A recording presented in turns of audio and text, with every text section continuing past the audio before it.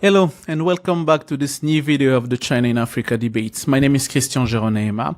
I'm the Africa editor of the China Global South, and if you are here, somehow it means that you've been looking for China in Africa news or China in the Global South news. And here in the China Global South project, we do cover China engagement in the Global South.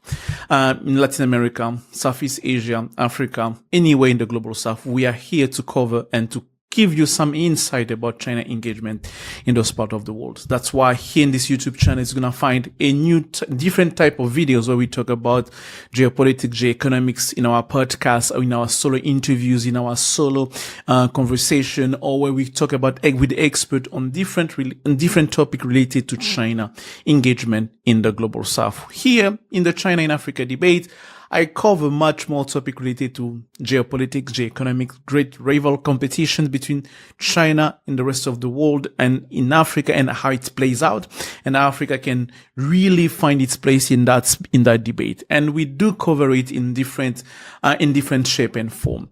But if you're interested in different kind of topics as well, still related to China in Africa debate in China in the Global South, I would invite you to, take your time, visit our playlist. You're going to find different kind of topic that we do cover here on this channel.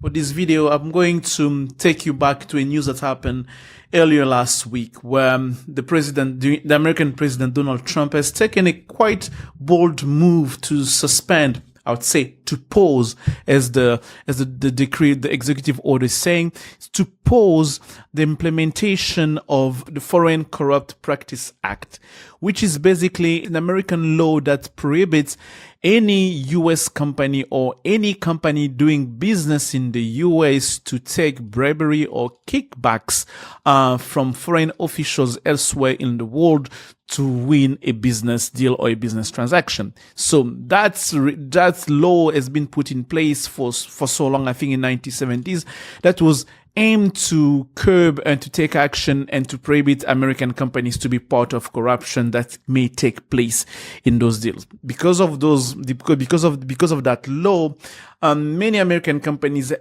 were not willing to go to a certain countries where the reputation was not good, where they talked about corruption, where they were afraid that they would be asked to be paying money to win business transactions. So that's why, for example, you don't find many American companies in countries that has bad reputation when it comes to corruption. But why Donald Trump has taken that decision? During his first term, he was expressing his concern, saying that in a context of geopolitical competitions where you do have certain countries and certain competitions that are not under the same scrutiny, they will go to a certain market, to certain places. They'll be willing to pay briberies or kickbacks to win competition, to win market and business deals. American companies were kind of left behind, and by trying to play good to be do-gooders. He was really quite critical about it. He was saying that the rest of the world is laughing at us by us implementing this law, knowing that others are not doing the same. So when he came back this time, he was like, okay, I'm going to take action, trying really to suspend that law to be implemented, to allow US company to be able to, what he was saying, to compete with the rest of the world, with other companies in where they're supposed to be winning market and businesses. I'm going to share here with you here what he's been saying about that. This is the law that he passed, pausing Foreign Corrupt Practice Act enforcement to further American economic and national security. Basically, the executive orders aims to remove what is seized as an obstacle to American company to be able to do business in certain places.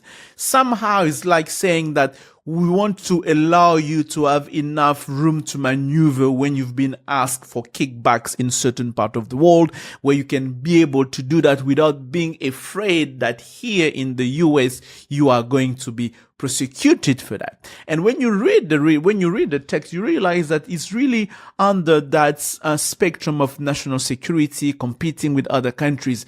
And when I say competing with other countries here, the country that you had in mind has been saying that for quite some time, it was China, because say Chinese companies are much more willing to do business in certain places where corruptions are asked, where briberies are asked, and Chinese companies are just willing to give and to put the money where they've been asked to do that. And before going further, because when I say Chinese company, some would say, why are you mentioning Chinese company? Chinese company are not doing corruptions and everything. You are trying just to blame Chinese company. I'm going to share with you here just quite a short story just to give you a perspective. It's not coming from me. It's coming from Chinese authority themselves when they were saying that we have to take action to stop any kind of acts of corruption that are happening in the Belt and Road Initiative. It's not me saying that. It's Chinese President Xi Jinping himself saying that, because he was aware that there was a lot of corruptions happening in the Belt and Road Initiative project. This was just a side note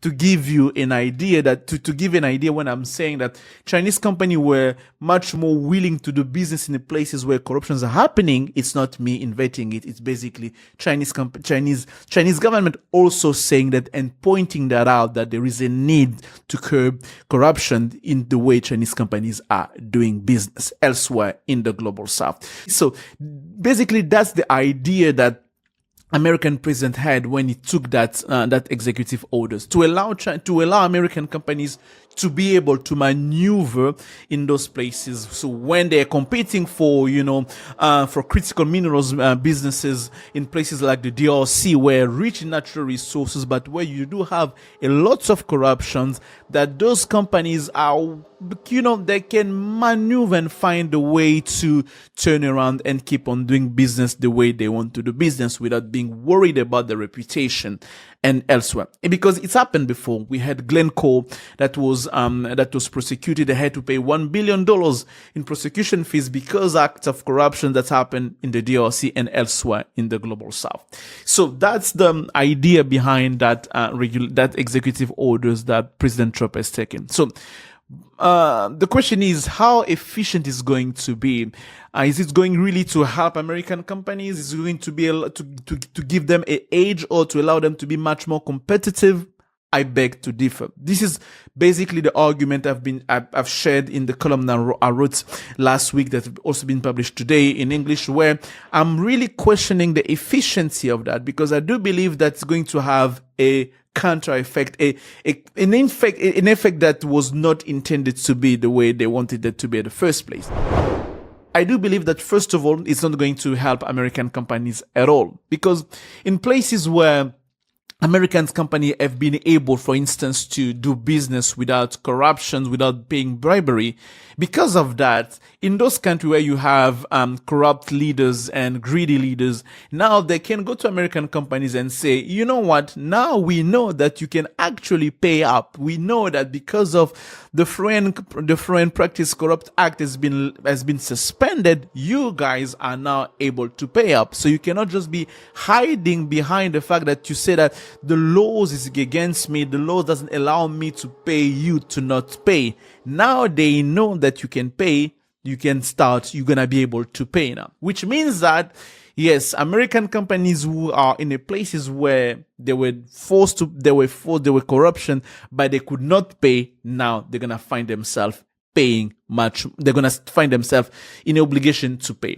This is the first, I think, consequence we're going to see on that. The second consequence is we're going to live through an era of where projects are going to become where only those who pay the most, only those who are willing to pay more money are going to be winning those markets, those businesses. So it's going to be about who has the deeper pocket. In this case here, since we're talking about China and American companies, it's going to be, if you go into the DRC, where it's notoriously known it's a corrupt country when it comes to mining business and mining deals.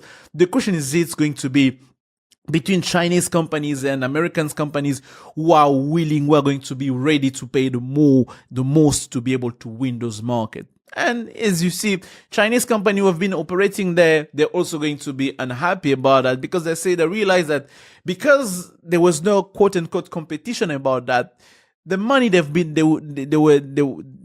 were willing to pay, they could cap that, the amount of money they were willing to pay. But because of that, now American company can come. Basically, it's like, as I said earlier, who's going to have the deeper pockets to pay and is going to just surge the price of kickbacks and all briberies that those corrupt officials will be asking of those companies.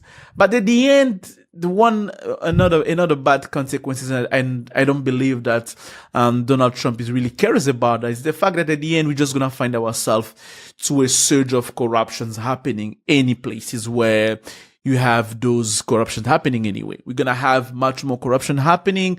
And yes, companies are going to win, multinationals are going to win businesses, but at the end, populations are going to be losing more, because corruption is not going to be just the way of doing business. So I don't really believe that executive order is going to allow American company to be much more competitive against the Chinese company in Africa or elsewhere. I don't believe it's going to help countries in the global south either. And I don't believe it's going to help countries in the global north, especially American companies, because I was reading an article of Financial Times where American companies were saying that it's going to produce the adverse effect of what we expect that to happen. It's going to really not help them in the longer run. So suspending that really doesn't help American companies, and not even mentioning that beyond what reputation that we can say we can have about Chinese company, no one can deny the fact that in terms of cost, in terms of technology, in terms of how fast they can deliver the project, Chinese companies are much more competitive. And we've seen that as well. We've seen that in Africa, where Chinese companies have been winning bids from the World Bank, from the African Development Bank, open, transparent bid, beating Americans, beating European companies, beating Western companies, just to show you that even in non-corrupted areas and countries, Chinese companies are still competitive. So I don't believe that this, as I say, I don't believe that this executive order is going to help American companies to become much more competitive. And I don't see because of that Freeport-McMoran, for example, to go back in the DRC in the copper and cobalt industry, because beyond corruption, you also have a different layers of issues like governance and political stability, political instability, all of that really get into the business practices in those countries. So at the end of the day, we're going to have to wait and see what's going to be the real effect of that on the ground. But for me, I'm predicting a failure and not much more competitiveness from American companies. If you do have a different ideas, if you do believe that, I have a blind spot somewhere, that maybe I'm missing a point somewhere, just drop a comment. Let us know, what do you think is going to happen? Do you see American companies becoming much more competitive because of that? Do you see them having much more, ability to maneuver in corrupted countries? Or do you see, just like me, sharing the same views, that it's not going really to help American companies on the longer run? But no matter what happens, I don't see that helping developing or countries in the global south at all, because us in the global south, we are really trying to fight corruption. We are really trying to have good governance happening, transparency happening in the business deal and agreement that we are signing here, and having those kind of laws that were preventing corruption happening just to be paused is not going to be good news for countries in the global south. So that was all. That was my quick take on that. And I'd be happy to hear what you think. And I'm going to see you next week for another video. But as I said, you're welcome to this channel. If it's your first time and you like what you see, don't forget, click subscribe and the notification bell. So every time we drop a new video like this or any kind of videos that we produce here in this channel, you're going to be notified. I'm going to see you next week for another China in Africa debate. Bye-bye.